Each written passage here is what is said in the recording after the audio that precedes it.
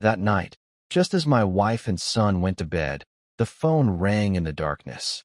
I picked it up, and on the other end was Zoe, my 6-year-old niece, her voice trembling as she whispered, "Uncle, they've locked me up. I'm so scared." Then the line went dead. In a panic, I called my parents, who had been entrusted with raising Zoe after my younger brother disappeared. But the phone rang into an endless void with no one answering. My heart felt like it was being squeezed. I sped through the stormy rain. When I arrived, the house was pitch black, the door locked tight. I broke a window to get inside, and what I saw made the blood in my veins freeze. My name is Elias Turner. I'm 37 years old, living in a small town called Bowling Green, Kentucky. My life was as ordinary as any other man's. By day, I worked as a mechanic at a local garage, and at night, I came home to my wife, Hannah, and our son, Rocky, an 8-year-old rascal, but well-behaved. We had a small wooden house by the highway with a backyard big enough for Rocky to kick a soccer ball and for Hannah to grow a few rows of vegetables. Every morning, I woke up early to brew coffee, kiss my wife and son goodbye, and dive into a day filled with grease and the clanging of metal. Life was stable, not wealthy, but fulfilling. Or so I thought, until that night when everything fell apart. But to tell this story fully, I have to go back in time. Because what happened to Zoe, my poor niece, was no accident. It stemmed from the seeds of tragedy within my own family, cracks I had deliberately ignored, hoping time would mend them. Now, as I sit here writing these lines, my heart still aches whenever I think of my younger brother, Jetson. Jetson was 5 years younger than me, born in what my parents called the lucky year. From a young age, he was exceptionally bright. I still vividly remember those afternoons in Nashville where we grew up. Jetson would sit for hours at the study table sketching machine diagrams while I ran around outside with friends. Our father, Stone Turner, an aging construction worker, was always proud of Jetson. "My boy's going to be an engineer, going to change the family's fortunes," he'd say, his voice brimming with pride. Our mother, Robin, doted on Jetson even more than me. She said he took after her, slender and sensitive. I wasn't jealous. Jetson was my little brother, and I always loved him. We grew up together, sharing everything from an old bicycle to teenage secrets. When I was 18, I left Nashville for Bowling Green to find work and married Hannah, a girl I'd known since high school. Jetson stayed behind, went to college, and graduated with top marks as a mechanical engineer. He married a beautiful, gentle woman named Mia, and they had their first child, Zoe, when Jetson was just 28. The first time I held Zoe, it felt like holding a piece of my brother's soul. She had big round eyes, slightly curly hair, and a smile that could melt anyone's heart. Everything seemed perfect. Jetson worked at a large engineering firm in Nashville, earning a high salary and living in a spacious house. We'd meet a few times a year during Thanksgiving or Christmas. I'd tease him, "You're rich now. Don't forget to send some money to your poor older brother." Jetson would laugh heartily, clap me on the shoulder, and say, "Alas, I'll take care of the whole family. Wait till I buy a bigger house, and I'll invite you all over." In those moments, life felt truly beautiful. But then, disaster struck, swift as an unforecasted storm. It was an autumn evening when Jetson was 30. Mia was driving Zoe home after a shopping trip. On the highway, a drunk driver crashed head-on into their car. Mia died on the spot. Zoe miraculously survived with only minor injuries. But Jetson, he completely fell apart. I got the call from the hospital and drove like a madman from Bowling Green to Nashville. When I arrived, Jetson was sitting by Zoe's bedside, his face pale, eyes red and swollen. "Mia, she's gone," he whispered, his voice breaking. I hugged my brother, trying to hold back my tears, but my heart was shattered. Mia was everything to Jetson, his first love, his partner, the mother of his daughter. From that day, Jetson changed. At first, he tried to stay strong. He kept working, raising Zoe with help from our parents. But the pain was too much. Jetson started drinking. First a glass to forget, then entire bottles. He quit his job, stayed holed up in the house, and forgot to eat. I called him every week trying to reason with him. Jetson, you have to live for Zoe. She needs her dad. He promised to try, but he'd relapse. One night, he called me at midnight, slurring drunkenly. Alias, I can't take it anymore. Why did life take Mia from me? I listened, comforted him, but a sense of helplessness overwhelmed me. I wanted to help, but my job and family in Bowling Green kept me tethered. Things got worse. Jetson started taking sedatives, pills prescribed for his depression. But he abused them, taking too many, clouding his mind. Zoe, only 3 at the time, began to feel the effects. She smiled less, often sitting alone with her mother's old toys. Our parents, Stone and Robin, who lived just a few blocks from Jetson, stepped in. They'd pick Zoe up, feed her properly. Practical and image-conscious. Our father wanted the family to appear perfect, while our mother often spoke of her sacrifices. They urged Jetson to seek treatment, but he brushed them off. I can handle it. He usually responds defensively like that. I remember the last time I saw Jetson, before everything unraveled. It was a sweltering summer afternoon, and I drove to Nashville to visit him. Jetson was slumped on the sofa, dark circles under his eyes, empty liquor bottles scattered on the floor.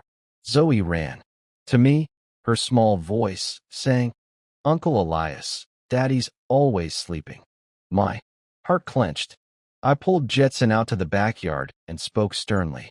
"You need to snap out of it. Zoe needs you. If you can't, let me take her to Bowling Green for a while." Jetson shook his head, tears streaming down his face. "I don't want to be away from her, but I am dying inside." I hugged my brother, promising to help, but deep down I feared the worst was coming. And it did. One early morning, my parents called me, my mother's voice trembling. "Son, Jetson's gone. He left." Zoe at our doorstep with a letter. I was stunned and raced to Nashville. Jetson's letter was scrolled messily. "Dad, Mom, Elias, I can't take care of Zoe anymore. I need time to get treatment to heal. Please take care of her for me. I promise I'll come back when I'm better. Love you all." Zoe, then 4 years old, stood trembling beside our parents, clutching an old teddy bear. She looked at me, her eyes glistening. "Where's Daddy, Uncle?" I didn't know how to answer, so I just held her close and promised her that her father would come back soon. The feeling at that moment was as if someone was crushing my heart. Jetson, my little brother, the bright, kind boy I once thought would achieve great things, had now abandoned his young daughter to escape his own life. I knelt down, looked into Zoe's big, round eyes, and tried to hold back my tears. "Don't worry, sweetheart. Uncle's here. Grandpa and Grandma will take care of you, and I'll come visit often." Zoe nodded, but her eyes were lost, searching for an answer I couldn't give. I stood up and turned to my parents, Stone and Robin, who were standing on the porch. Stone, with his silver hair and sturdy frame, stood with his arms crossed, deep in thought. Robin wiped her tears, muttering, "How could Jetson do this to her?" I didn't blame Jetson. I knew my brother was battling the unbearable pain of losing his wife in that horrific accident, but leaving Zoe like this caught on the fragile line between hope and despair tore at my heart. I looked at my parents, trying to keep my voice steady. "Mom, Dad, you'll take care of Zoe, right? She needs a stable home." Stone nodded firmly. "Of course, Elias. She's our granddaughter. We'll take care of her." Robin added, her voice resolute. "Don't worry, son. I'll treat Zoe like my own."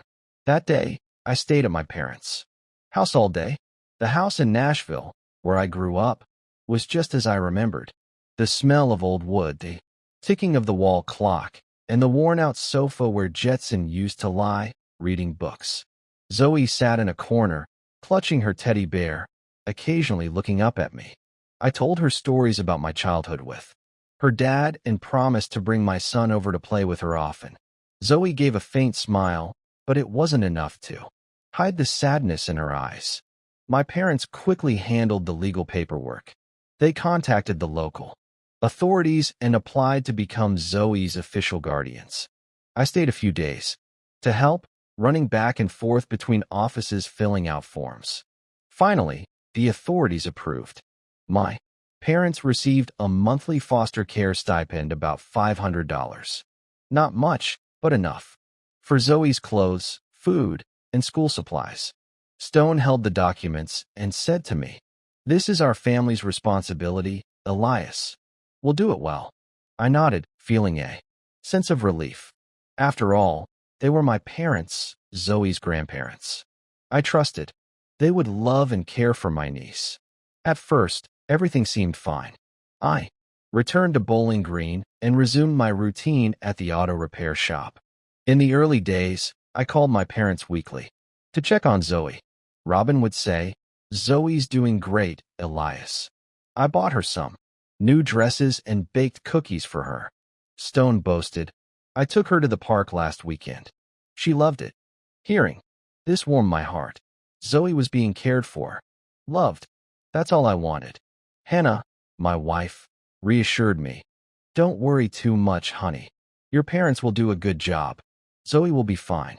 Rocky was excited, eager to visit cousin Zoe in Nashville. I promised him I'd arrange it soon.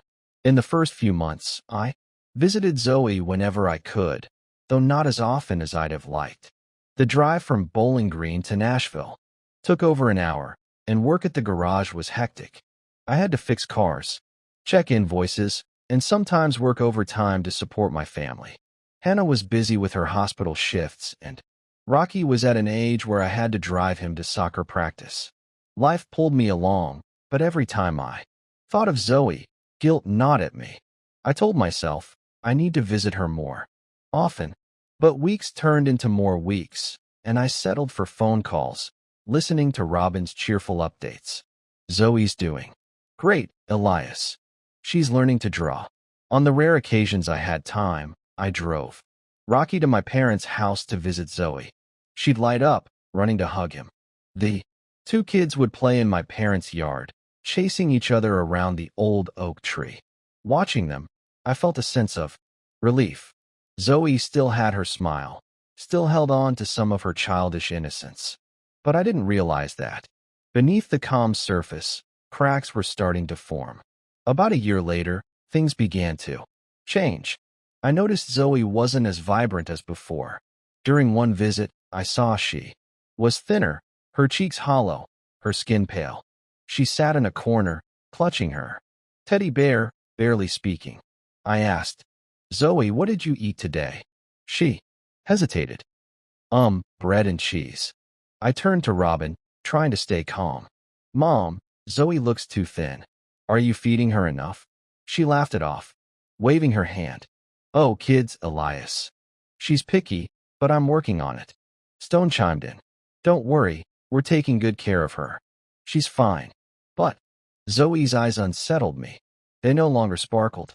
They were distant, as if searching for something far away. I tried to convince myself my parents were doing their best, that they loved her. But a bad feeling kept creeping in.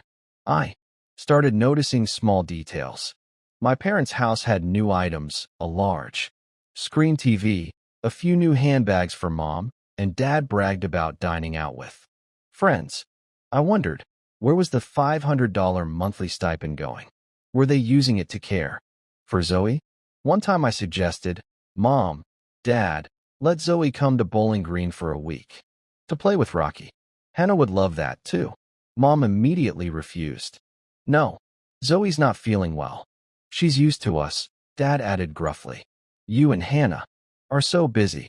How could you manage?" "We'll take care of her," I argued. "But she needs a change of environment. Staying with us for a bit would be good for her." Robin brushed it off. "She's attached to me, Elias. Don't worry." I was frustrated, but didn't want to fight. They were my parents after all. I told myself to trust them. But the guilt over Zoe wouldn't let me go. Every night, lying next to Hannah, I thought of her. Hannah, do you think Zoe's okay? I asked. Always optimistic, Hannah squeezed my hand. Honey, your parents are adults. They know how to care for a child. Zoe will be fine. But I couldn't shake the feeling I was failing her. I called more often, but my parents always said everything was fine. Zoe just ate a big meal, Robin would say. She's playing in the yard, Stone would add. I wanted to believe them, but my heart felt heavy. Meanwhile, Jetson remained missing. I hired a private investigator, spending thousands of dollars, but found no leads. Jetson had vanished from the world. I lay awake at night wondering where my brother was, what he was doing, if he was okay. Zoe sometimes asked, Uncle Elias, why is Daddy taking so long to come back? I'd hug her and lie. He's just gone away for a bit, but he'll be back soon. But I didn't know when or if he'd return. Time passed and Zoe grew up under my parents' care. She turned 5, then 6, but each time I visited, she looked thinner, quieter. Once she sat in a corner clutching her teddy bear, whispering, Uncle, I want to live with you. I smiled, ruffled her hair. I'll take you home soon, Zoe. Just wait for me. But when I brought it up with my parents, they refused. She's too weak, Elias. Let us take care of her. I started to grow suspicious.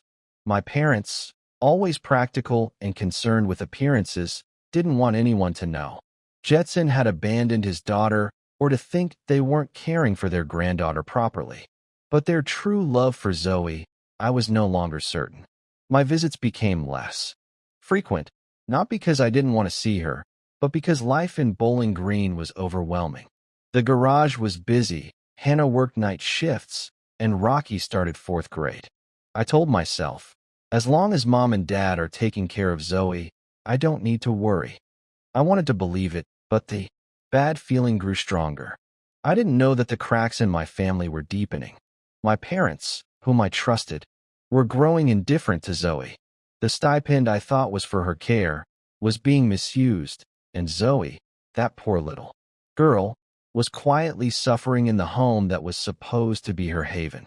I never imagined that a year later a phone call in the middle of a stormy night would shatter all my trust, plunging me into a nightmare I'd never forget. That night, the rain poured down in torrents. Bowling Green was engulfed in the growling of thunder and the lashing of rain against the roof as if it wanted to tear everything apart. I had just finished a long day at the garage, my back aching, my hands still smelling of motor oil. Hannah had gone to bed early after her night shift at the hospital, and Rocky was curled up in his blanket, lost in the dreams of an 8-year-old. I sat in the living room, flipping through an old magazine, trying to shake off the unease that kept nagging at me. It had been 2 years since Jetson disappeared, and Zoe, now 6 years old, was still living with my parents in Nashville. I had called them a few days ago as usual, and Robin had said, Zoe's doing fine, Elias. She just ate a big meal. But why did her voice sound rushed like she wanted to end the call quickly? I brushed it off, telling myself I was overthinking. Then the phone rang. The sharp ring cut through the night. I startled, glancing at the clock, nearly midnight. Who would call at this hour? An unfamiliar number. But the area code was Nashville. My heart pounded as I picked up. Hello, I whispered, not wanting to wake Hannah. On the other end, a trembling, tiny voice came through as if from another world. Uncle Elias, I'm locked up. I'm so hungry. I'm scared. It was Zoe. Her voice was frail, halting as if she were holding back sobs. I froze, my hand gripping the phone tightly. Zoe, where are you? Locked up. How? Tell me. But there was only static. Then the line went dead. I called back, the ring echoing uselessly. No one answered. Panic surged like a wave, drowning all reason. I rushed into the bedroom and shook Hannah awake. Hannah, Zoe called. She said she's locked up. She's scared. I'm going to Nashville now. Hannah sat up, eyes still heavy with sleep. What What's wrong with Zoe? Calm down. Call your parents first. My hand shook so much I nearly dropped the phone as I dialed my parents' number. It rang and rang. No answer. I tried again. This time Robin's mobile. Still nothing. My heart felt like it was being crushed. Zoe was in danger. I could feel it as real as the biting cold of the rain outside. Hannah, I'm going. Stay here. With Rocky. I'll call you. I shouted, grabbing my jacket and car keys, not waiting for her response. The rain lashed the windshield like blades. The wipers working at full speed, but barely clearing the view. The highway from Bowling Green to Nashville, over an hour's drive, felt endless now. I floored the gas pedal, the tires screeching on the slick road. Thunder roared, but it couldn't drown out the pounding of my heart.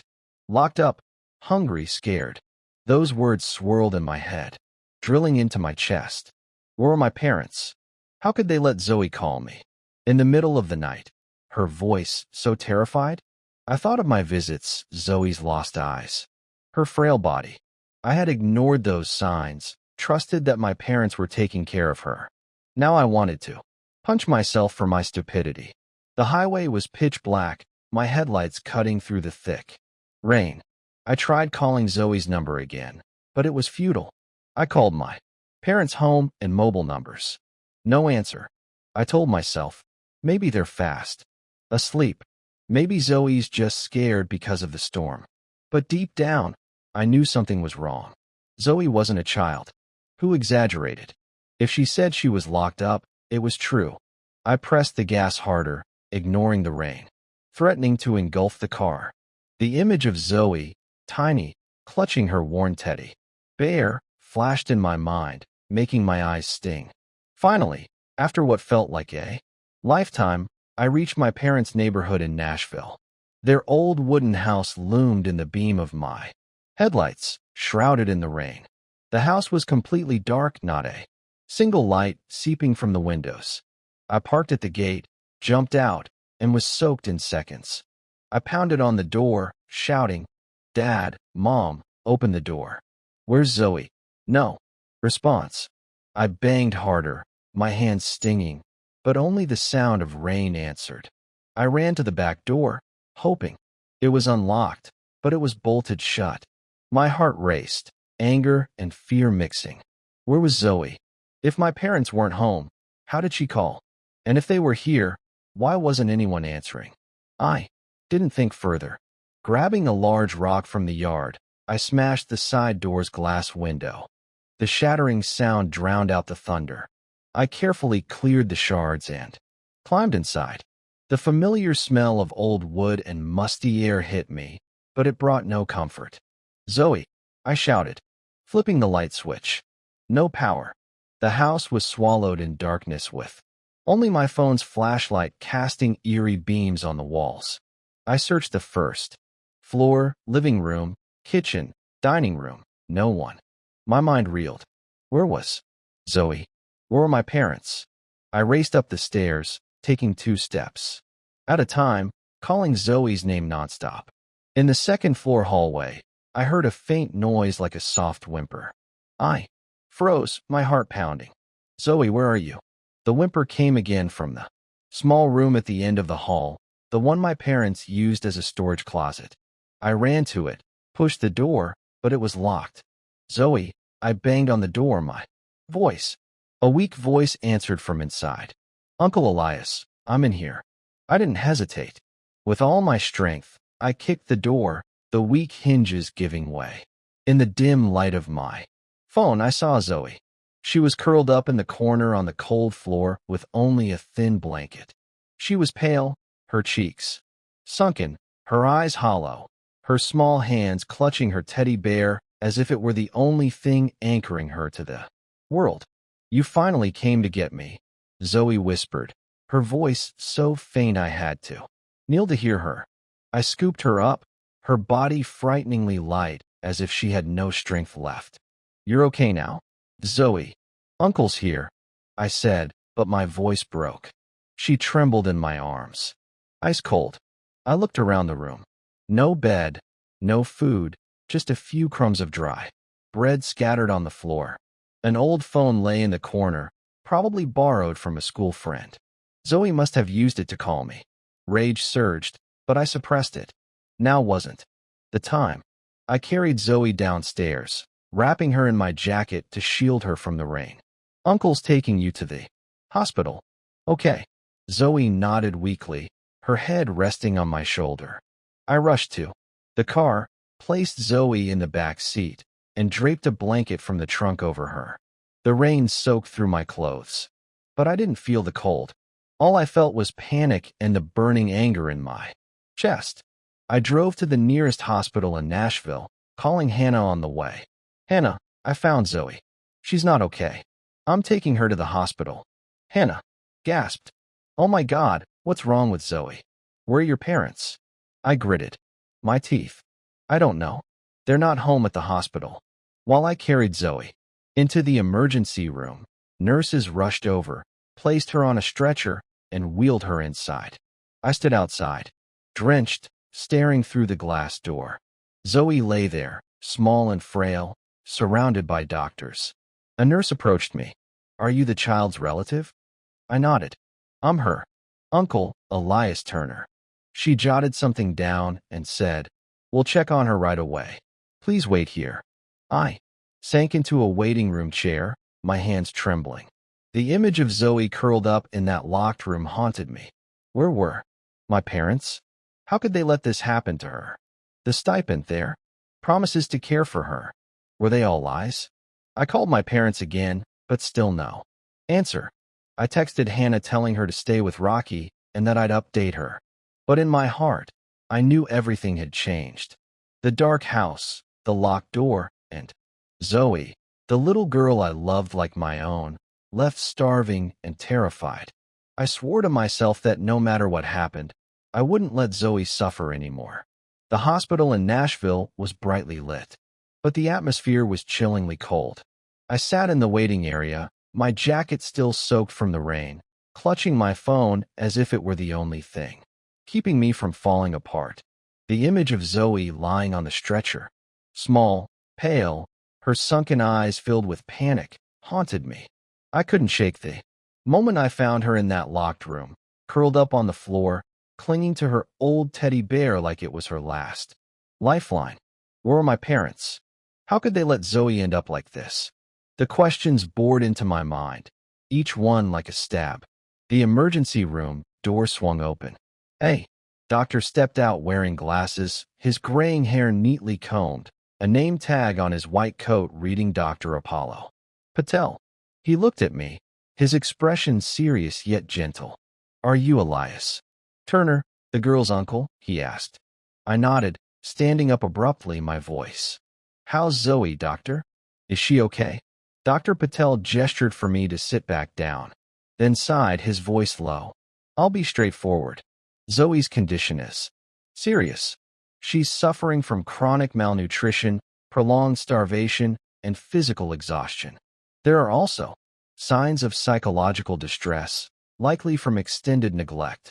We're administering fluids and nutrients, but she needs close monitoring. His words hit me like a punch to the chest. Chronic malnutrition, prolonged starvation, psychological distress. I shook my head, struggling to process each word. How? How could this happen? I stammered. She lives with her grandparents. They get a stipend to care for her. How could she be starving? Dr. Patel looked at me with sympathy. I don't know your family circumstances, but this didn't happen overnight. Zoe has been malnourished for a long time, possibly months, even a year. She's severely underweight, deficient in vitamins, and her mental state is unstable. Do you know anything about her situation before you brought her here? I sank back into the chair, my mind reeling. Memories flashed like a fast-forwarding film. Zoe's gaunt frame, her hollow cheeks, her lost eyes every time I visited. The times she whispered, I want to live with you, uncle. And I'd just smile, pat her head, thinking she only missed me. The times Robin said, Zoe's picky, or Stone insisted she's fine. Why are you worrying? I had seen the signs, but I chose to trust my parents to believe they loved their granddaughter. Now the doctor's words tore through the facade of lies I'd built for myself. I had failed Zoe. I had let her suffer in silence. Doctor, I whispered, my voice choking. Will she be okay? She's everything to me. Dr. Patel placed a hand on my shoulder. We'll do our best. Zoe's young. Her body can recover, but she needs proper care both physically and mentally. You should contact Child Protective Services. This situation, it shows signs of serious neglect. I nodded, but my mind was blank. Neglect. The word echoed in me sharp as a blade.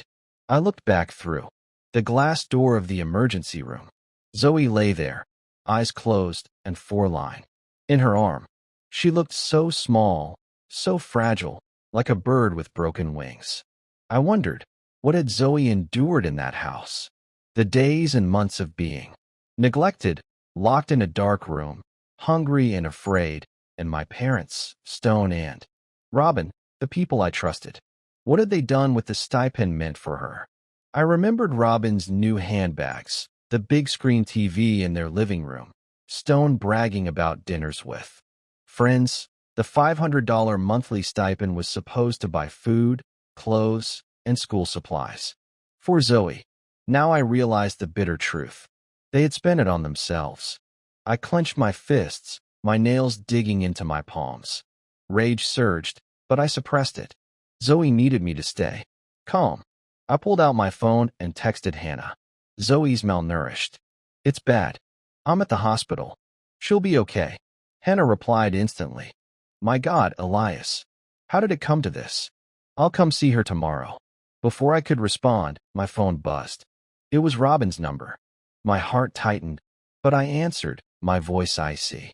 Mom, why are you calling so late? Robin's voice came through, rushed but hesitant. Elias, where are you? Have you seen Zoe? Your dad and I went to a friend's party, and when we got back, she was gone. The side windows broken, too. I was stunned. A party? They left Zoe alone in a locked house to go to a party. It was unthinkable. I wanted to scream to drive back to their house and confront them, demand the whole truth. But I held back, pretending ignorance. What do you mean Zoe's missing? You left her home alone. I emphasized each word, struggling to keep my voice steady, though anger boiled inside me. Robin fumbled. Well, we thought Zoe was asleep, and we were only gone for a bit.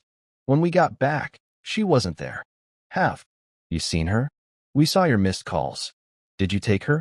I heard Stone in the background gruff. Tell Elias not to make a big deal out of this.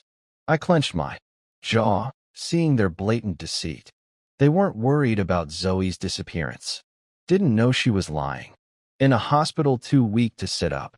They just wanted to cover it up to save face. With the neighbors. Mom, I said, my voice trembling with anger. How could you leave Zoe alone? She's 6 years old. You knew she was frail. Why weren't you home taking care of her? Robin faltered, her voice rising.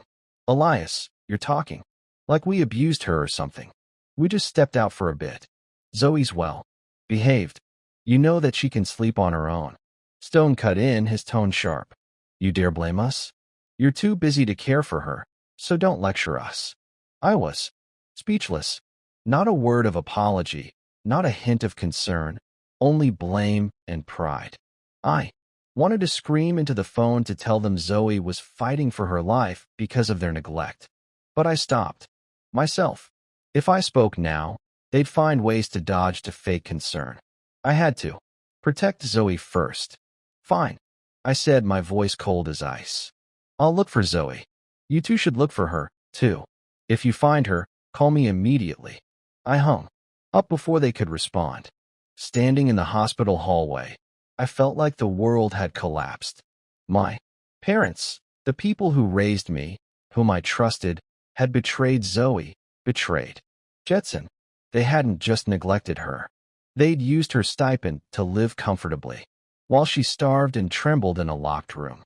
I looked back at Zoe through the glass. A nurse was checking her monitor, her eyes full of pity. I told myself, Zoe, I won't let you suffer anymore. But I knew that to keep that promise, I'd have to face the horrifying truth about my family. My parents weren't just indifferent. They had abandoned Zoe, leaving her to live in hunger and loneliness. I had to act, not just for Zoe, but for my own conscience. I called Hannah, my voice shaking. Hannah, they left Zoe alone to go to a party. I'm calling the police. She can't stay with them anymore. Hannah sobbed over the phone. Elias, how could they do that? Whatever you do, bring Zoe to us, okay? I nodded, though she couldn't see. I will. I promise. I hung up and looked at Zoe again. She lay there, frail but alive. That was my only glimmer of hope now. I knew the road ahead would be rough. My parents wouldn't let go easily. They'd blame me, fight to save face. But I was resolute. Zoe would never return to that house. Never. Sitting in the hospital hallway, I felt like I was standing in the middle of an endless storm. The steady hum of the machines in the emergency room was a constant reminder that Zoe was still fighting. But I knew the real battle was only just beginning. I took out my phone, took a deep breath, and called the Nashville police. An officer's voice answered, Nashville Police Department. How can I assist you? I tried to keep my voice calm, though my heart was pounding. I want to report an incident. My niece, Zoe Turner, 6 years old, was left alone at her grandparents' house. I went to check. The house was locked. No one was there, and she was missing. I paused, choosing my words carefully. I didn't mention that I'd found Zoe or that she was in the hospital. I needed time to gather evidence to ensure Zoe's safety before my parents found out. The officer asked for more details, the address, a description of Zoe, and information about her grandparents. I answered briefly, my voice stiff to mask, the rage boiling inside me. We'll send someone to check immediately, he said. Can you come to the station to provide more information? I agreed, but my mind was already forming a different plan. I couldn't just sit and wait. I needed the truth, the full truth about what had happened to Zoe over the past 2 years. The $500 monthly stipend, my parents' promises to care for her. It was all a lie. Now I had to find evidence to protect Zoe, to ensure she never had to return to that house. I looked back through the glass door of the emergency room. Zoe was still there and 4 line in. Her arm, her small face pale, but calmer now. A nurse came out and said, She's more stable now, Mr. Turner, but she'll need to stay for a few days for monitoring. I thanked her, but my heart was heavy. I needed to act quickly before my parents realized Zoe was here. I started thinking about what to do next. Check their bank accounts, find out how the stipend had been spent. I drove back to my parents' house. The rain had stopped, but the sky remained dark and overcast. The house was still, pitch black, no lights on. My parents were probably out looking for Zoe. I entered through the broken window I'd smashed earlier. Inside, the familiar smell of old wood and mildew hit me, but now it sent a shiver down my spine. I turned on my phone's flashlight and went straight to Stone's desk in the living room. He always kept important documents in that old drawer. I rummaged through it and found a stack of bank statements. My heart raced as I flipped through the pages. Their account showed the monthly stipend $500 as expected, but the transactions that followed made my blood boil. Cash withdrawals, shopping at malls, restaurant bills, even a short trip to Memphis. There was no trace of purchases for food, clothes, or school supplies for Zoe. I snapped photos of every receipt, my hands trembling with anger. The money meant to nurture Zoe had been squandered on my parents. Luxuries. I kept searching, moving to Robin's wardrobe. There, I found new handbags, expensive shoes, and a fur coat she'd once bragged about getting on sale at a high-end store. I thought of Zoe's lost eyes, her frail body, and felt like someone was choking me. They had let Zoe starve while using her money to live lavishly. I photographed everything, carefully noting each detail. This would be evidence, but I needed more. I decided to talk to the neighbors. The house next door belonged to Cheryl, an elderly woman who often sat on her porch knitting. I knocked on her door, though. It was nearly 2 o'clock in the morning. Cheryl opened it, her eyes surprised but filled with concern. Elias, what's going on? I saw you break into your parents' house earlier.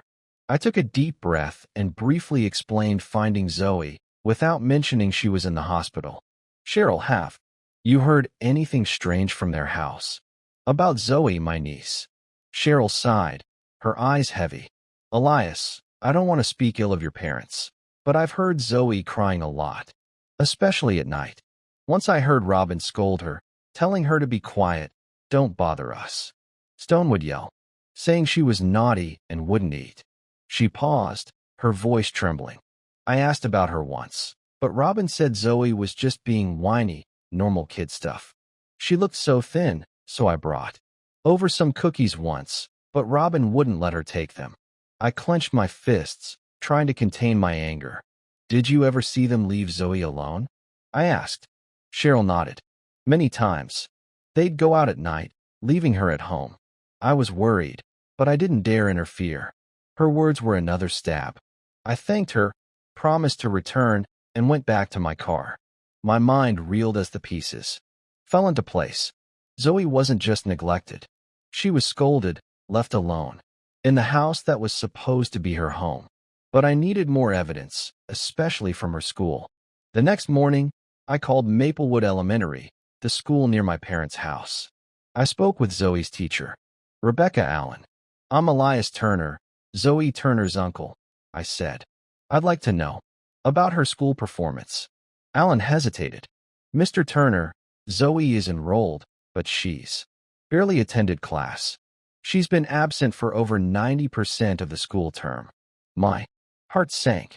How is that possible? Didn't her grandparents say anything? Allen sighed. We sent multiple warnings, but got no response. I called once and Robin said Zoe was often sick, but she never provided medical records. We were very concerned, but we couldn't intervene. Further, I asked Allen to send me Zoe's school records. She agreed, and that afternoon I received an email with the documents. The records confirmed what she'd said. Zoe had attended only a few days at the start of the year, then was almost entirely absent. Teacher notes described Zoe as withdrawn, quiet, appearing tired. Reading them, my eyes stung with tears. Zoe wasn't just neglected at home. She'd been deprived of education, socialization, and the chance to live like a normal child. I returned to the hospital carrying the evidence I'd gathered. Bank statements, photos of Robin's luxury items, Cheryl's testimony, and the school records. Zoe was still in the recovery room, but the doctor said she was more alert. I sat by her bedside holding her hand. Zoe, Uncle's here. You won't have to go. Back there, I whispered. Zoe looked at me, her eyes still fearful, but she nodded weakly. Uncle, I don't want to stay with Grandma and Grandpa anymore, she said, her voice faint as a breeze. I hugged her, vowing to myself that I'd do everything to bring her to my family. I knew what came next. I needed a lawyer and to file a case to gain custody of Zoe. My parents wouldn't give up easily.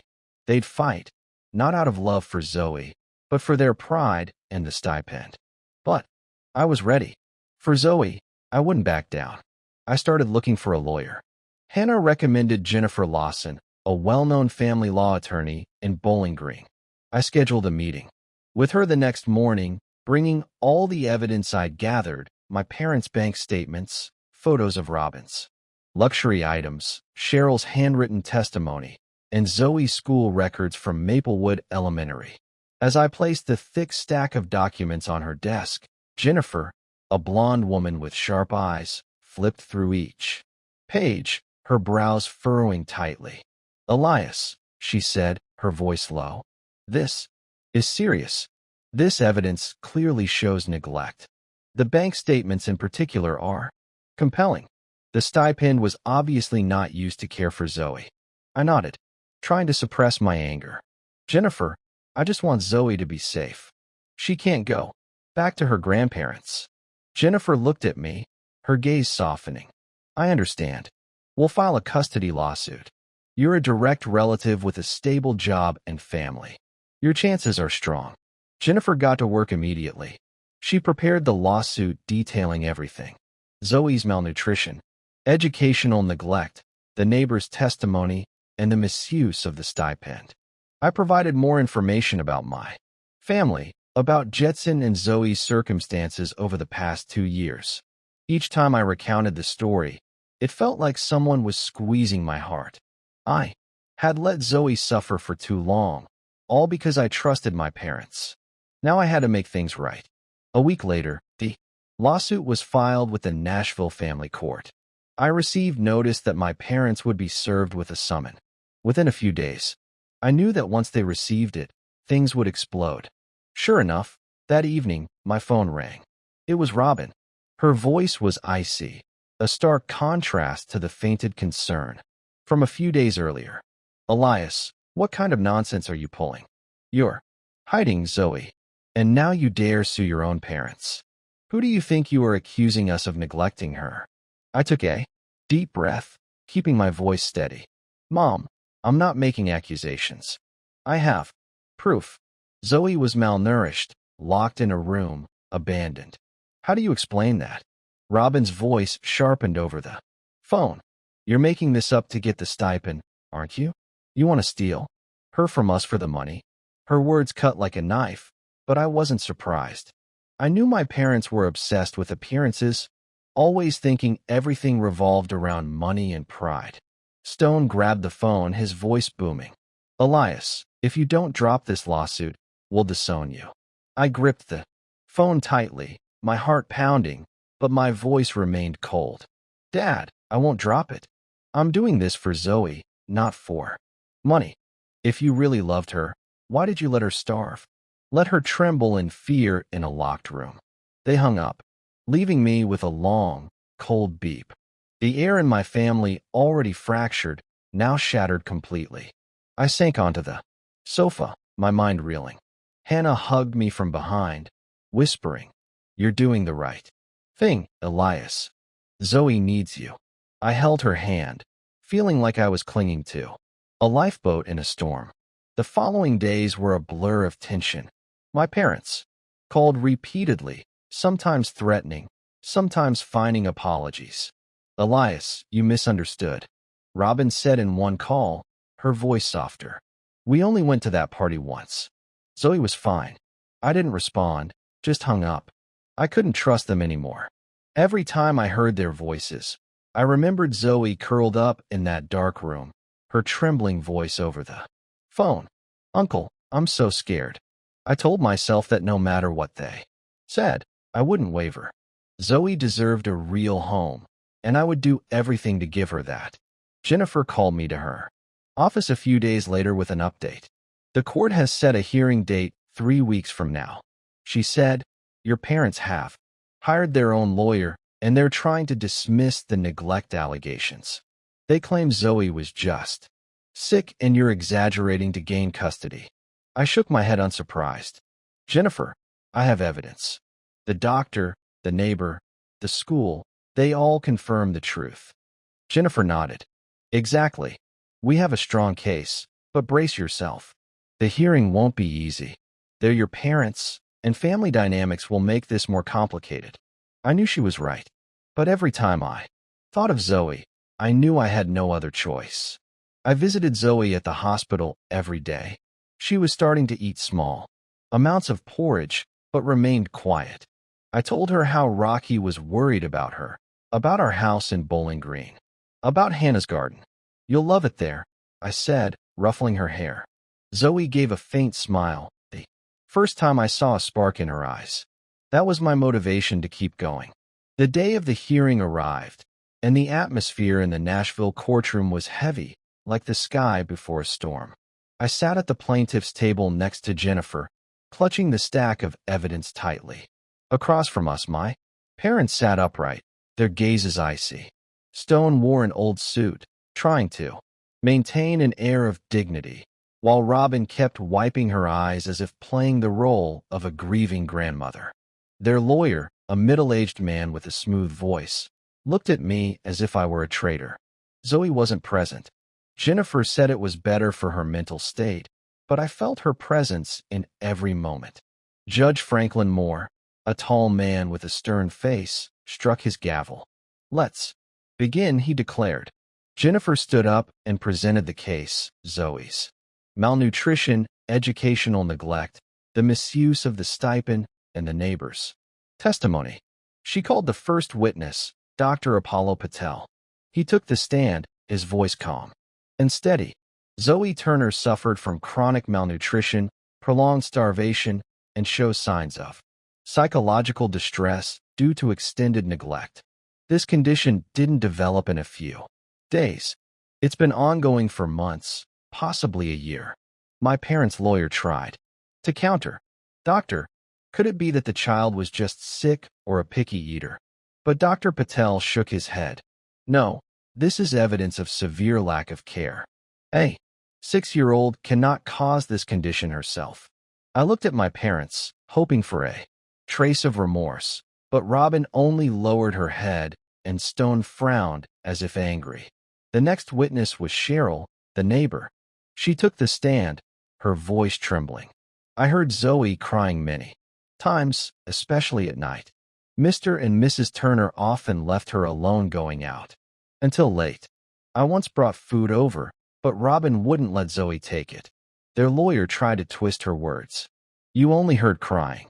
Kids can be whiny, right?" But Cheryl stood firm. "No, it wasn't whining. Zoe was scared and I was worried for her." Rebecca Allen, Zoe's teacher, was next. She presented the school records, showing that Zoe had been absent for over 90% of the school term. We sent warnings but received no response from Mr. and Mrs. Turner. She said Zoe was barely attending school. Judge Moore took notes, his expression growing more serious. Jennifer presented the receipts, highlighting my parents' extravagant spending: handbags, dinners, a trip to Memphis. The $500 monthly stipend was meant to care for Zoe, but there's no evidence it was used for that purpose, she argued. My parents' lawyer countered, claiming they had cared for Zoe and that I was stealing her for the stipend money. Jennifer fired back sharply. "Mr. Turner has a stable job and family. He doesn't need the stipend. He just wants his niece to be safe." It was my turn to take the stand. I looked directly at the judge, my voice trembling but resolute. "Your Honor, I'm not doing this for money. I'm doing this for Zoe. She was locked in a room, starved, denied an education. I'm her uncle, and I want her to live in a safe environment where she's loved." I glanced at my parents, hoping they'd lower their heads in shame, but Stone glared at me and Robin turned away. My parents took the stand next. Robin sobbed, claiming they loved Zoe and that she was just sick. Stone accused me of making up stories to tear the family apart, but the evidence was overwhelming. Judge Moore called for a recess, then returned with his ruling. "Based on the evidence and testimonies," he said, "this court grants custody of Zoe Turner to Elias Turner. Mr. and Mrs. Stone and Robin Turner will be monitored by Child Protective Services, and the foster care stipend will be terminated." The courtroom fell silent. Robin burst into tears, but I knew it wasn't for Zoe. It was for her pride. Stone stood up, pointing at me. "You'll regret this, Elias. You're no longer my son." I looked at him, saying nothing. My heart ached, but I had no regrets. I had chosen Zoe, and it was the right choice. After the hearing, Jennifer patted my shoulder. "You did well, Elias. Zoe will be safe with you." I nodded, but my heart was still heavy. My family was broken, but I had no other choice. I drove back to the hospital where Zoe was waiting. I sat by her bedside, held her hand, and said, "Zoe, you're coming home with Uncle. Everything will be okay." She smiled faintly, hugged me tightly, tears streaming down her face. The feeling of Zoe's small hands clinging to me, weak but full of trust, warmed my heart. I knew that from now on, I wasn't just Zoe's uncle. I would be her second father. A few days later, Zoe was discharged from the hospital. Dr. Apollo Patel gave me detailed instructions. She needs a special diet and regular psychological monitoring. Her mental state is still fragile, but with love and care, she'll recover. I nodded, committing every word to memory. As I carried Zoe to the car, she hugged her old teddy bear, looking out the window with a mix of curiosity and apprehension. "Am I going to meet Aunt Hannah and Rocky soon?" she asked, her voice tiny. I ruffled her hair. "That's right. They're waiting for you at home." The drive from Nashville to Bowling Green was strangely peaceful. I turned on the radio, choosing a cheerful children's song, hoping to help Zoe relax. She gave a faint smile, and I knew I was doing the right thing. When we arrived home, Hannah and Rocky were waiting at the door. Hannah ran out and hugged Zoe tightly. "Welcome home, Zoe." Rocky, with a wide grin, held up a small ball. "Zoe, I'll teach you how to play soccer." Zoe was shy, but her eyes lit up at the warm welcome. I looked at Hannah, feeling her unconditional love for Zoe. "Thank you," I whispered. Hannah squeezed my hand. "We're a family, honey. Zoe is our daughter." The first few days, Zoe was still scared.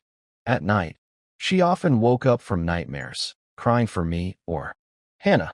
One night, I rushed into her room and found her curled up in the corner of the bed, clutching her teddy bear, whispering, "I'm scared. They'll lock me up again." I held her, soothing her. "No one will lock you up anymore, Zoe. Uncle's here. Aunt Hannah's here.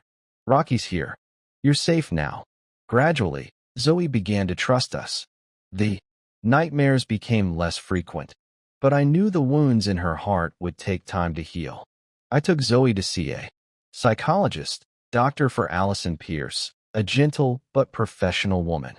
During therapy sessions, Zoe slowly opened up, sharing about her time with my parents. The days she was left hungry, locked in a room, scolded for crying. Each story was like a knife to my heart.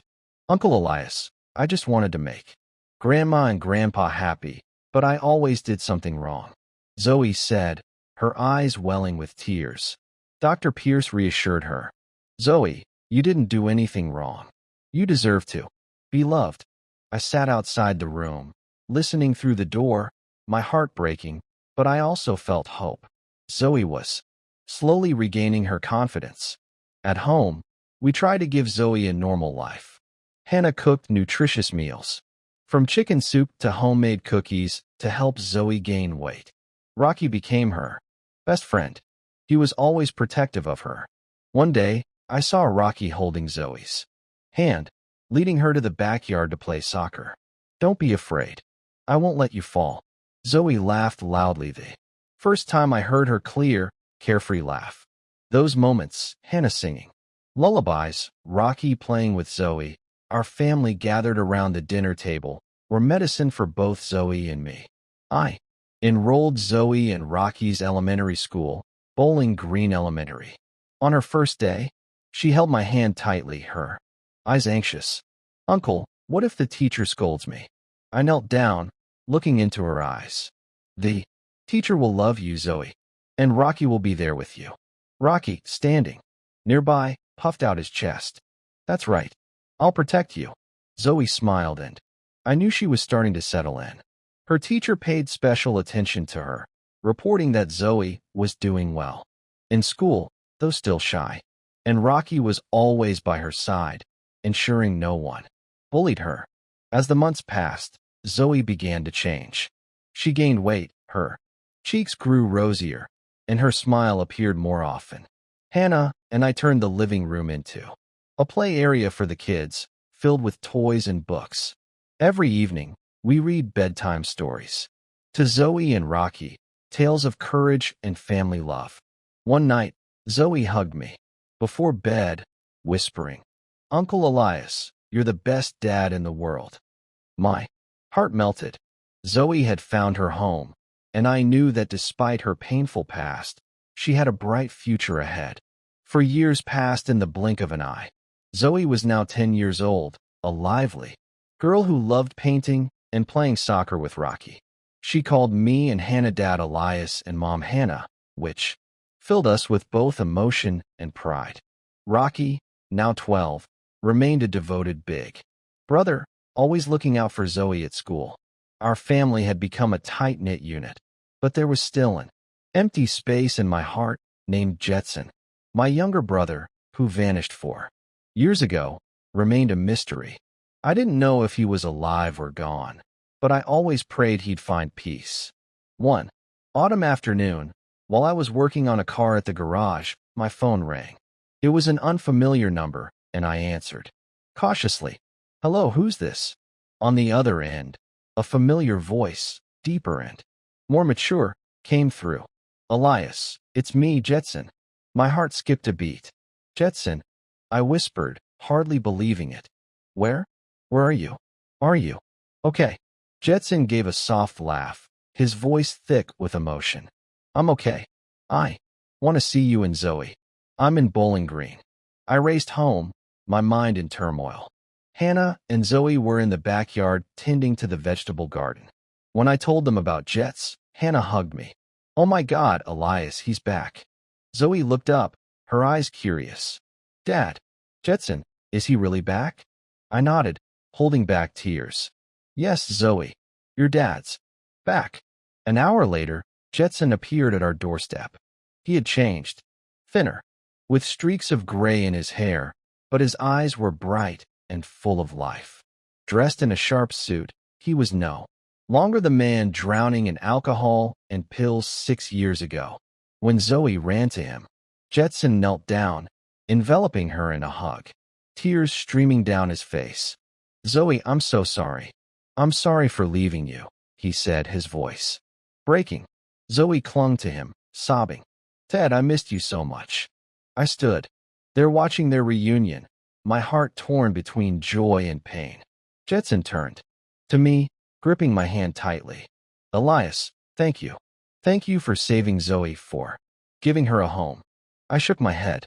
"Jetson, I just did what was right. You're my brother, and Zoe's your daughter." Jetson shared that over the past 6 years, he had sought therapy, gone to rehab, and then moved to California to start over. Now he was a successful entrepreneur running a small tech company. Jetson stayed with us for a week to reconnect with Zoe. He spent time playing with her, taking her to the park, and telling her about the years he fought to overcome his pain. Zoe slowly warmed up to her father, though she still called me Dad Elias. Jetson didn't mind, only smiling. "Ellis, you deserve to be Zoe's dad." And Jetson made a surprising declaration. "I'm cutting ties with Mom and Dad. After what they did to Zoe, I can't forgive them." I nodded, understanding his decision. I, too, couldn't forgive what our parents had done to their own granddaughter. The years of Zoe's neglect, hunger, and fear in that locked room had left scars, not only on her, but on Jetson and me as well. But now, seeing Zoe smile brightly beside her father, I knew we had overcome the darkness to find light. Our family, once shattered, was now rebuilding from the pieces with Zoe at the center of our love and hope. One morning, Jetson called me to the backyard. "Elias," he said, his voice low but firm, "I've decided to take Zoe to New York. My company there is doing well, and I want Zoe to have a fresh start, a new home." I looked at him, seeing the maturity and determination in his eyes.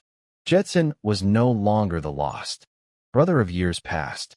He had found himself again, and now he wanted to give Zoe the best future possible. I nodded, though my heart felt heavy. "You're right, Jetson. Zoe deserves that. But you have to promise to take good care of her." Jetson gripped my hand, his eyes glistening.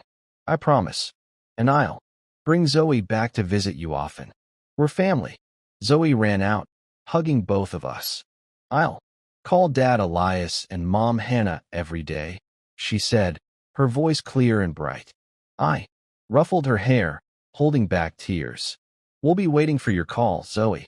On the day Jetson and Zoe left, our whole family saw them off at the airport. Zoe hugged Hannah tightly, then jumped up to hug Rocky. "Rocky, I'll miss you so much." Rocky, Trying to act tough, had red eyes. Study hard, Zoe. I'll come visit you in New York. As Jetson and Zoe passed through security, she turned back to wave, her smile radiant like sunshine.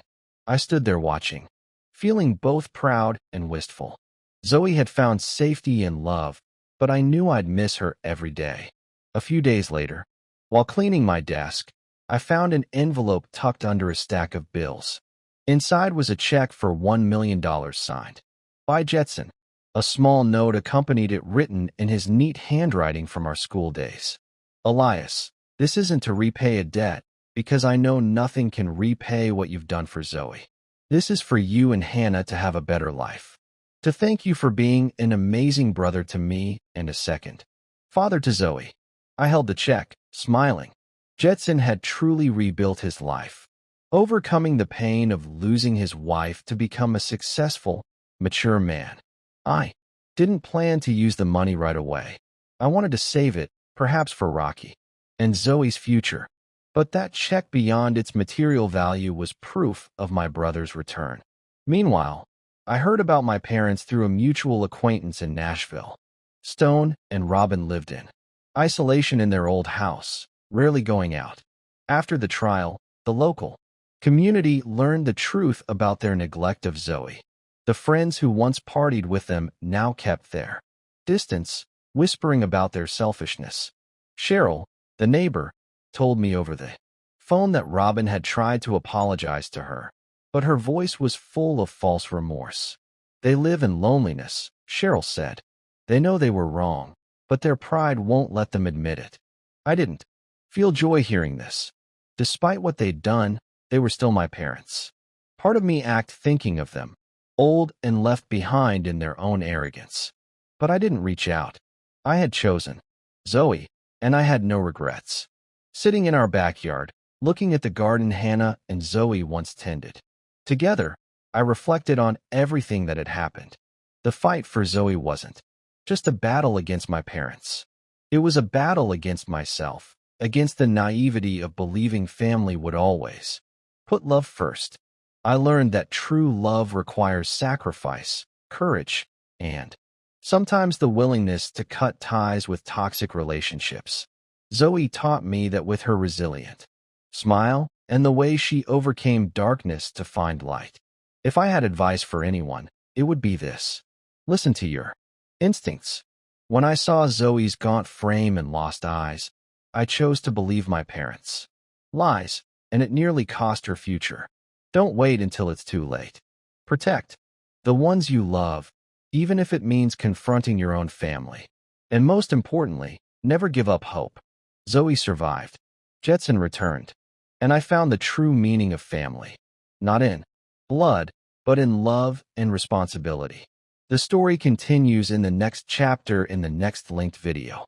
But first, I need you to subscribe to join the family, as we are looking forward to hit our first 10,000 subscribers target, and feel free to share your story in the comments. You matter, your voice does too.